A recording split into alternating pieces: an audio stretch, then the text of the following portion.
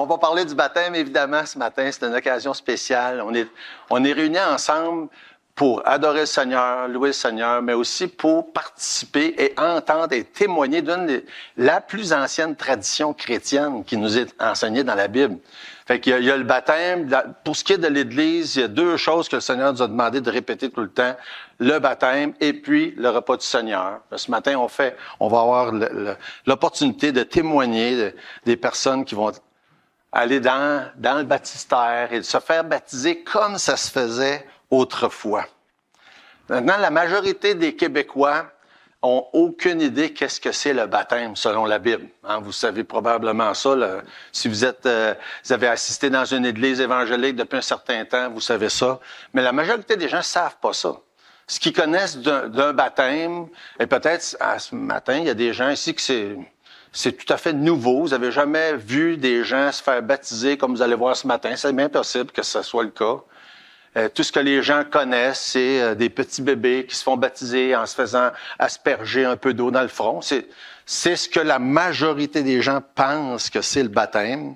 D'ailleurs, à une certaine époque, et on recule pas si loin que ça, là, la majorité des Québécois étaient baptisés. Mais vous savez peut-être pas, mais il y a plus la majorité des Québécois qui se font baptiser, là. Ça, c'est lointain, cette idée-là. Puis moi, j'ai essayé de trouver des statistiques, puis les chiffres que j'ai trouvés datent, il y en a de 2014, d'autres de 2017, mais en 2017, il y avait 40% des Québécois qui se faisaient baptiser. C'est pas beaucoup comparé à ceux de ma génération. Les vieux comme moi, là, c'était quasiment 100%. Des bébés qui se faisaient baptiser à ce moment-là. Fait que c'est pas étonnant que pour la majorité des gens, si on parle baptême, on pense un bébé qui se fait asperger quelques gouttes d'eau. C'est normal. C'est la seule chose que les gens ont connue. Maintenant, juste d'autres chiffres, puis j'aime les chiffres, j'aime l'histoire, mais j'ai fouillé un peu. Mais c'est pas pour juste vous donner des chiffres. J'ai un but dans tout ça, là. Là, j'ai trouvé des chiffres de 2014. 60% des Québécois se disaient catholiques en 2014. Imaginez-vous, là, aujourd'hui, c'est beaucoup moins que ça. Et la moitié d'entre eux, 52%, disaient c'est parce que j'ai été baptisé. Et un bon pourcentage, à peu près 30%, disaient c'est parce que mes parents étaient catholiques. Ça fait qu'il y avait quand même peu de gens qui pouvaient dire « Ouais, moi, je suis de tel groupe religieux parce que c'est vraiment ce que je pense. » là. Et encore là, il y a une raison pourquoi que je vous amène tout ça. C'est pas pour parler de religion, mais c'est pour parler du baptême. Parce que ça nous indique quand même où est-ce qu'est le monde autour de nous, où est-ce que le monde se situe en rapport avec le baptême. Et qu'est-ce que ça veut dire, ça, le baptême? Et même si quelqu'un a été baptisé, puis comme on le disait tantôt, la majorité des Québécois l'étaient à une certaine époque, ça ne veut pas dire que cette personne-là sait qu'est-ce que le baptême veut dire. Puis ça ne veut pas dire non plus que c'était fait par conviction. Parce que, évidemment, moi, j'ai été baptisé en tant que bébé, et j'avais pas un mot à dire dans ça. D'ailleurs, évidemment, ça va de soi. Quand on est bébé, on parle pas. Luc a lu quelques versets, on va en lire quelques-uns de ceux-là, dans Matthieu chapitre 28.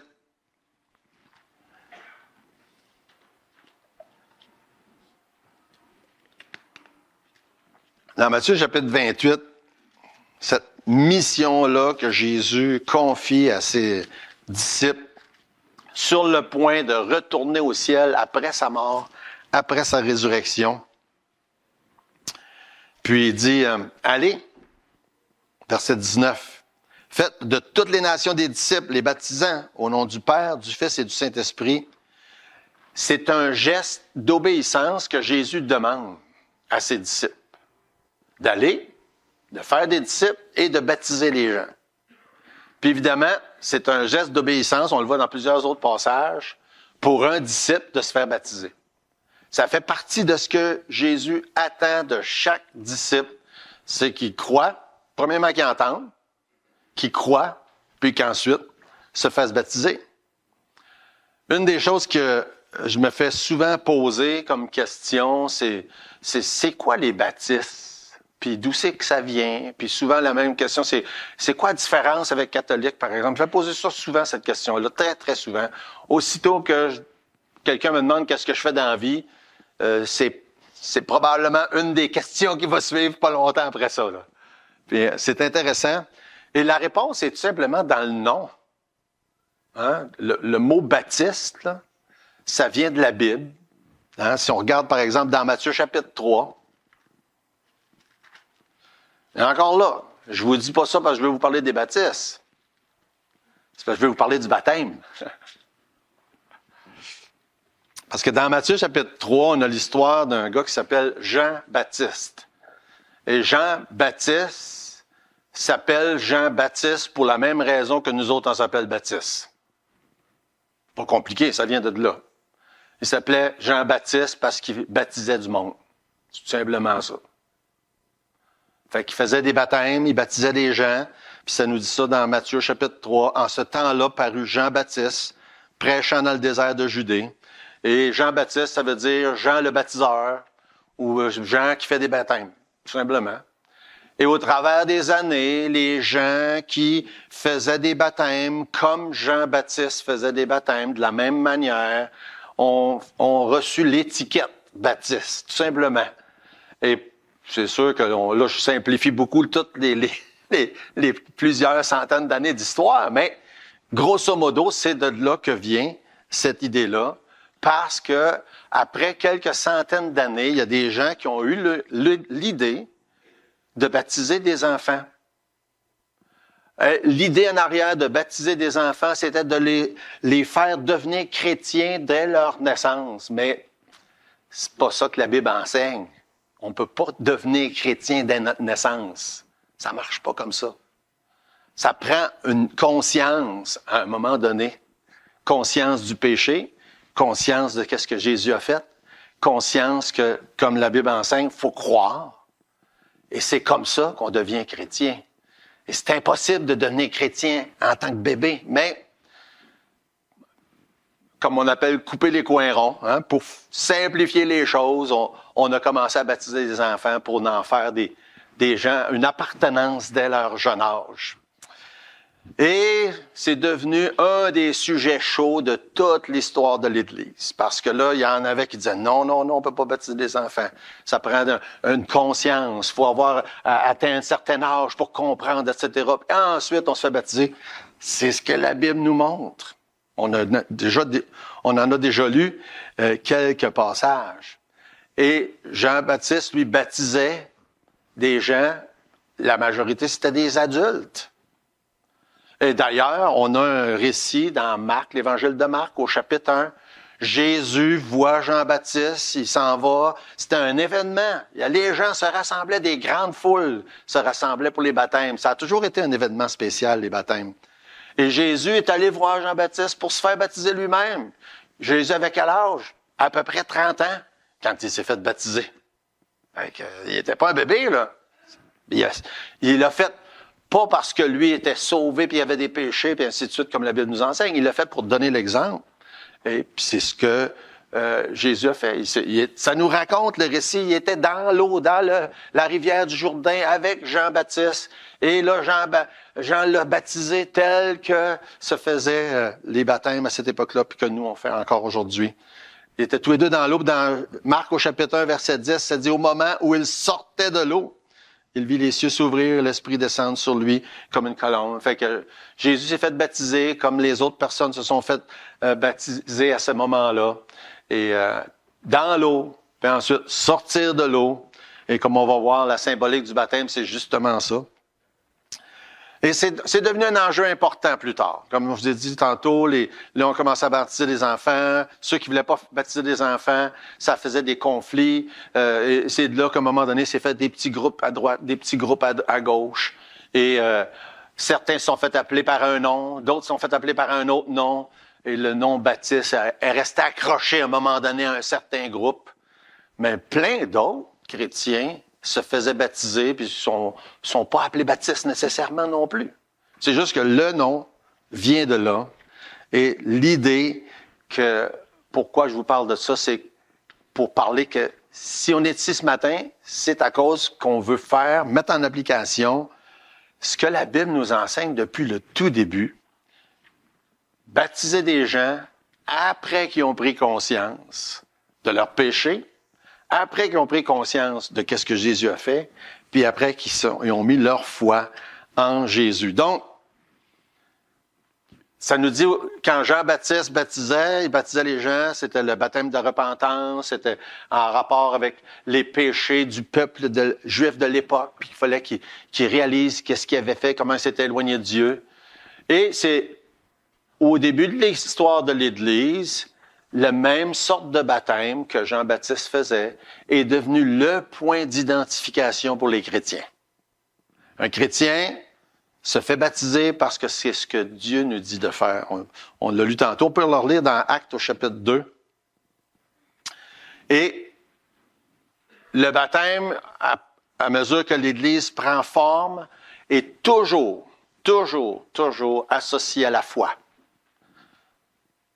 Dans Actes chapitre 2, puis on a vu quelques-uns, on peut en voir encore d'autres. Ça dit, verset 41, « Ceux qui acceptèrent sa parole furent baptisés. » Ceux qui acceptèrent sa parole furent baptisés. Puis au chapitre 18, verset 8, ça dit, « Plusieurs Corinthiens qui avaient entendu Paul crurent aussi et furent baptisés. » On a vu l'histoire tantôt. J'aimerais ça qu'on retourne dans Actes chapitre 16. Et même, il y a toujours des points intéressant à soulever dans chaque fois qu'on lit un passage de la Bible. On peut le lire des dizaines et des dizaines de fois, puis on trouve toujours de quoi d'intéressant. C'est d'ailleurs pourquoi qu'on lit la Bible sur une base régulière. Dans Acte 16, ça dit au verset 30, ça dit, il les fit sortir et dit, « Seigneur, que faut-il que je fasse pour être sauvé? » C'était la bonne occasion.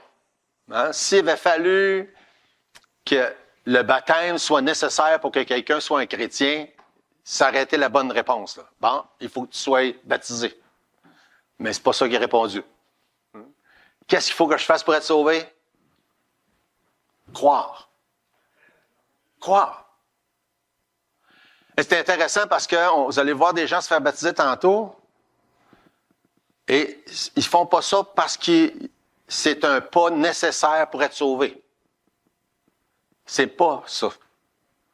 Il y a la seule chose, c'était le passage, l'occasion parfaite s'il y avait eu autre chose. Hein? Qu'est-ce qu'il faut que je fasse pour être sauvé? Crois. La foi. Rien d'autre. Crois au Seigneur Jésus et tu seras sauvé, toi et ta famille. Puis là, ça nous dit au verset 33, il est pris avec lui à cette heure même de la nuit, lavant leurs plaies, et aussitôt il fut baptisé, lui et tous les siens. Évidemment, on comprend selon ce qui vient d'être dit, lui et tous les siens qui ont cru. Hein? C'est sous-entendu parce que c'est ça qu'il vient juste de dire. Tous ceux qui étaient de sa famille, tous ceux qui étaient dans son entourage, qui ont cru cette journée-là, ils ont été baptisés, ce qui inclut possiblement, parce que de sa famille dont il parle, des enfants, mais des enfants assez vieux pour croire, par exemple, et non pas des jeunes bébés, comme c'est la coutume dans beaucoup d'occasions. Fait que, plusieurs éléments intéressants. Qu'est-ce qu'il faut que je fasse pour être sauvé? Croire, rien d'autre.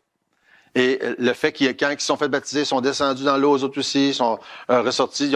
Premièrement, ils ont entendu, verset 32. Ils ont cru, verset 31. Puis ensuite, ils se sont fait baptiser, verset 33. Et c'est ce qu'on retrouve dans toutes les autres histoires, comme dans Matthieu 28, on l'a lu tantôt. Il dit, enseignez-leur à observer tout ce que je vous ai prescrit. Ça fait partie de ce que Jésus a prescrit dès le début. On croit, on entend, on croit, ensuite, on se fait baptiser. Qu'est-ce que ça a l'air un baptême? Vous allez le voir tantôt. Puis pourquoi ça a cette allure-là? Ben, à cause de tous les exemples qu'on a dans la Bible. Tous les exemples qu'on a, c'est la même chose. Il n'y a jamais une occasion où c'est des enfants ou des bébés qui se font baptiser. Acte 8, verset 12, ça dit « Mais quand ils eurent cru à Philippe, qui leur annonçait la bonne nouvelle du royaume de Dieu, au nom du Seigneur Jésus, hommes et femmes se firent baptiser. » chapitre 8, toujours, verset 36, ça dit, l'eunuque dit, voici de l'eau, qu'est-ce qui empêche que je sois baptisé? Ben, la foi, c'est la seule condition. Maintenant, on sait que c'est par immersion le baptême pour plusieurs raisons. Premièrement, à chaque fois qu'on a des récits, c'est que les gens descendent dans l'eau puis se font baptiser. Mais c'est aussi par la définition même du mot. Le mot baptême dans la langue originale veut dire immerger. Là. C'est le sens du mot propre. C'est juste les traditions au travers des années qui ont donné une autre signification au mot baptême. Mais le mot baptême, c'est ce que ça veut dire. Puis on a un bon exemple dans la Bible pour ça, c'est dans 1 Pierre au chapitre 3. Dans 1 Pierre chapitre 3, qu'est-ce qui est intéressant? C'est que ça parle du déluge. Puis le déluge, si vous n'êtes pas familier avec le déluge, chapitre 6 à 9 dans le premier livre de la Bible dans la Genèse, ça nous raconte à un moment donné que l'eau a recouvert toute la surface de la terre. Puis dans 1 Pierre chapitre 3, en parlant du déluge, ça dit que l'eau du déluge, c'était un exemple du baptême. Donc, ça nous donne une assez bonne idée, hein? Si l'eau du déluge est un exemple du baptême, dans 1 Pierre chapitre 3, verset 21, ça dit cette eau, en parlant du déluge, était une figure du baptême. Fait que, qu'est-ce qui s'est passé? Ben, l'eau a recouvert au complet. Puis au baptême, ben, c'est supposé de ce qui se passe. L'eau recouvre au complet la personne qui se fait baptiser, parce que c'est ça, c'est l'image du baptême, c'est ça, recouvert au complet. Puis ça dit dans le même texte aussi, dans 1 Pierre 3, 21, ça dit « Ce n'est pas la purification des souillures du corps. » Un autre bon point qui nous rappelle ce que c'est pas. Le baptême, ça purifie pas rien. Ça purifie pas... Premièrement, on va pas là pour se laver. Hein? Ça purifie pas les souillures externes, si on veut dire de cette manière-là. Ça ne purifie pas les souillures internes non plus. Donc, le baptême ne purifie pas personne, ne sauve pas personne. Le baptême ne fait pas de quelqu'un un enfant de Dieu. Le baptême ne fait pas de quelqu'un le membre de l'Église. C'est pas quelque chose, c'est pas ça que ça fait, le baptême. Mais ça le dit dans le même texte. C'est un engagement d'une bonne conscience envers Dieu. C'est tout ce que c'est, rien d'autre. Quelqu'un qui se fait baptiser dit, moi, je décide de me faire baptiser parce que la Bible me dit que pour être un disciple, je dois me faire baptiser, donc je m'engage envers Dieu. C'est ça que ça veut dire, tout simplement, et rien d'autre. C'est un geste d'obéissance, un témoignage d'un engagement public qui correspond à un engagement personnel qui a déjà été fait. Puis dans le même texte qui dit, qui sauve, c'est pas le baptême, mais que Dieu, l'engagement d'une conscience envers Dieu qui nous sauve et qui sauve ceux qui ont la foi dans ce que Jésus a fait. Je vais terminer avec une petite anecdote dans Luc au chapitre 23 que j'aime bien parce que quand on parle de baptême, qu'on dit qu'est-ce que c'est puis qu'est-ce que c'est pas, mais ça nous aide aussi ça, ce texte-là.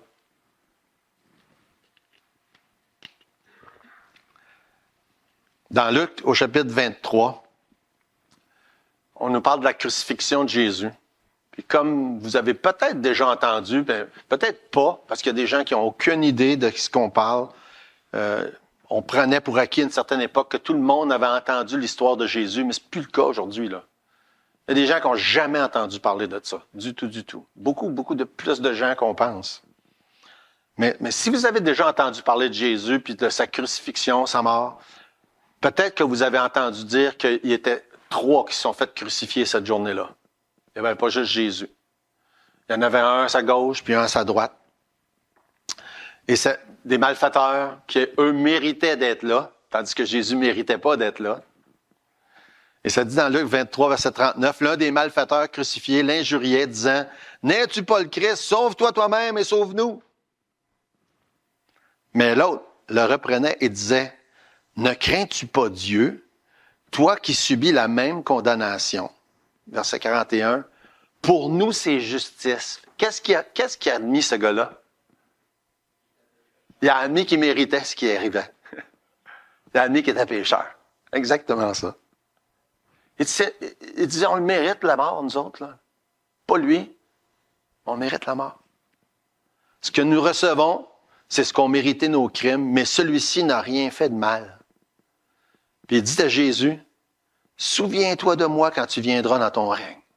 Fait qu'il a mis, on peut dire au moins 3 choses. Il était pécheur, il méritait la mort. Jésus était bel et bien celui qui disait qu'il était, et il a placé sa foi dans Jésus. C'est simple. C'est aussi simple que ça. L'Évangile, c'est ça. Et Jésus a dit quoi à ce gars-là? Il dit, aujourd'hui même, tu vas être avec moi dans le paradis. Il était pour mourir dans les instants qui suivent. Simplement parce qu'il a reconnu qu'il était pécheur, qu'il méritait la mort.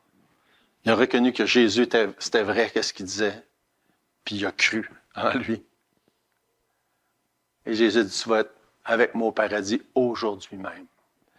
Et la petite note intéressante à ajouter à ça, c'est que il s'est pas fait baptiser avant. Il s'est pas fait baptiser avant cette journée-là. Il est monté direct au ciel avec Jésus. Fait que c'est aussi simple que ça, l'Évangile. On admet que nous, on mérite la mort. Puis la Bible le dit, le salaire du péché, c'est la mort. Et si on est honnête, on reconnaît qu'on est des pécheurs. Je pense qu'il n'y a pas beaucoup de monde sur la terre qui sont pas assez honnêtes pour ça, pour reconnaître qu'ils ont au moins déjà menti, hein? Déjà eu des mauvaises pensées. Toutes des choses qui sont dans la Bible, ce qui nous condamne. Pas toujours avoir été honnête, hein? Avoir parlé mal ou pas toujours avoir honoré ses parents. Imaginez-vous, c'est dans les 10 commandements. Et on pourrait continuer comme ça. La majorité des gens, si sont honnêtes, admettent qu'ils sont pécheurs, selon ce que la Bible enseigne. Puis le salaire du péché, c'est la mort. Et donc, on est tous condamnés. Mais Jésus est venu sur la terre pour sauver des pécheurs. L'agneau de Dieu qui enlève les péchés du monde. C'est comme ça qu'il se fait présenter en arrivant sur la terre. Il est mort en sacrifice. On va dire un long mot, là. Substitutionnel, mais je ne suis pas sûr que c'est un vrai mot. Fait qu'en tout cas, oubliez-les celle-là. En substitution pour nos péchés. Et quand on réalise ça, puis qu'on croit ça, la Bible dit, tu seras sauvé. Ce matin, vous allez entendre Chloé, Francis donner le témoignage, frère baptisé. Et pas parce qu'ils pensent que c'est ça qu'il faut faire pour être sauvé, mais parce qu'ils ont déjà cru et qu'ils vont juste obéir à Dieu, tel que la Bible nous l'enseigne. Je vais laisser la place à Luc pour venir chanter. Les jeunes de l'école du dimanche vont venir prendre place dans les bancs en avant. Ensuite, on va entendre les témoignages. Ensuite, vous allez voir les baptêmes. Mais avant ça, on va prier. Et je vous encourage à considérer ces paroles-là. Si c'est quoi de complètement nouveau, que vous n'avez jamais entendu quelque chose comme ça, considérez qu'est-ce que Jésus a fait quand il est mort sur la croix. C'est pour toi, c'est pour chacun de nous. Et que c'est par la foi qu'on atteint la vie éternelle en Jésus. On va prier. Notre Dieu, merci pour l'occasion d'être ensemble réunis. On te prie, Seigneur, que tu accompagnes ceux qui vont être devant pour parler. On sait que c'est jamais facile. Je te demande de les aider dans leur nervosité. Puis aussi, merci pour tous ceux qui sont là. On te prie aussi pour le temps qu'on va avoir ensuite, que ça puisse être un temps de communion et de joie. Bénis, Seigneur, le restant de la journée, en le nom de Jésus. Amen.